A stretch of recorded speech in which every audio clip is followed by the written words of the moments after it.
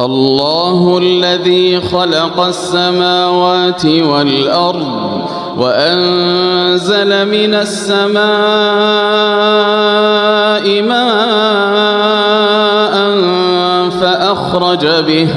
فأخرج به من الثمرات رزقا لكم وسخر لكم الفلك لتجري في البحر بأمره وسخر لكم الأنهار وسخر لكم الشمس والقمر دائبين وسخر لكم الليل والنهار وآتاكم من كل ما سألتموه